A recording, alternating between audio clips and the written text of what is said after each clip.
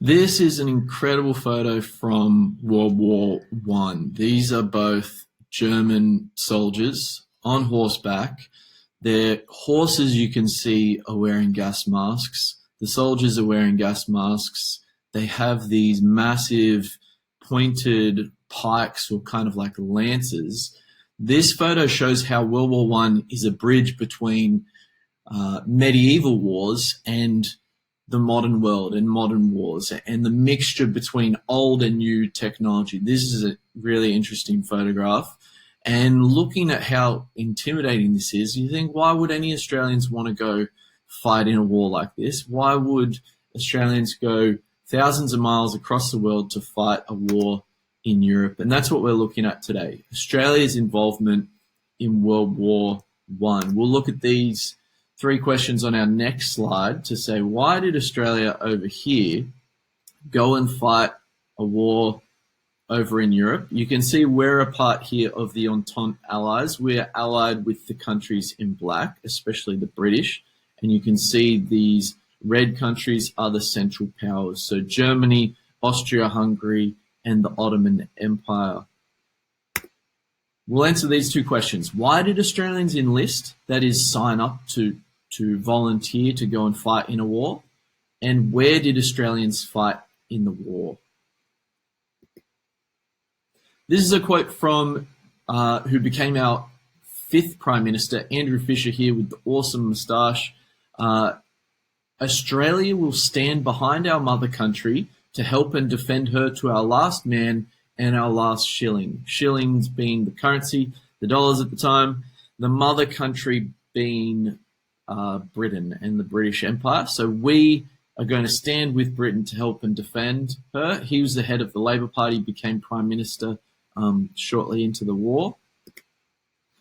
So why was Australia involved? We had a strong British heritage. Most Australians had a predominantly British heritage at the time, and there was wide support wide support for the empire in the war.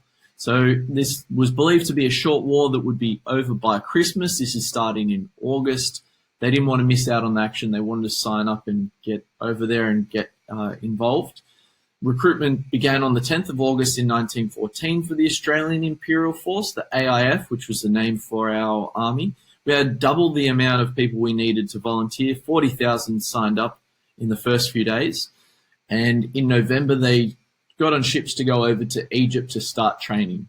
Once the Australians joined with the New Zealand forces, they became known as the Australian and New Zealand Army Corps, or the ANZACs, and first fought in Gallipoli. So here you can see some Australian Imperial Force soldiers. You can see the uniform and the weapons, and here are two of the Light Horse Brigade, so our mounted troops on horseback. So why did young men volunteer? Why did they go and sign up and volunteer for this? It was for adventure, to join this great adventure on the other side of the world and travel across the other side of the world when people didn't travel like they do today. So they had a chance to go across the other side of the world and see the world, a sense of duty. Their mates are signing up, so they want to go and sign up with them and join them. Some peer pressure from other people.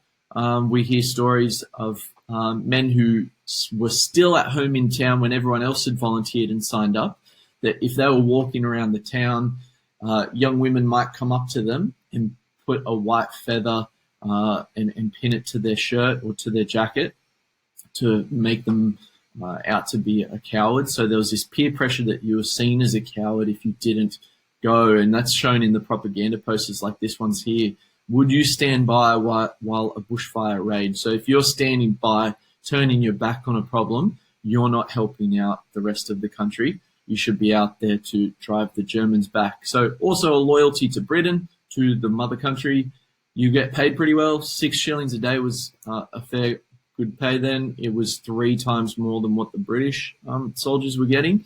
So it was a good chance to earn some money while you're off on an adventure and to fight the Huns. So that's a name for the Germans there, a derogatory name for the German enemies.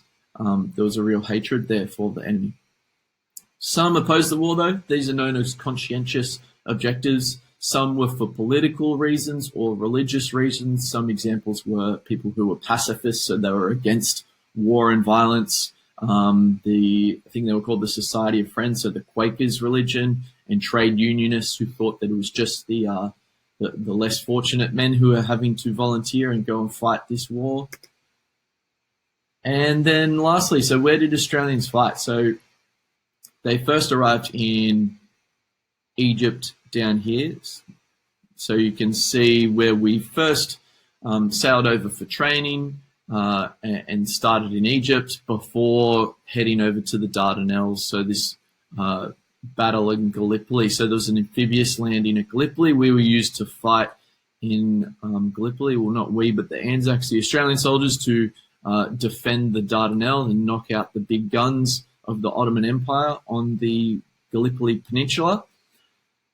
After this, then, when we pulled out of Gallipoli, so some soldiers went to the Western Front in France with this big pin here, and some of the light horse brigade went back to Egypt to fight in the Middle East, in Egypt and Palestine.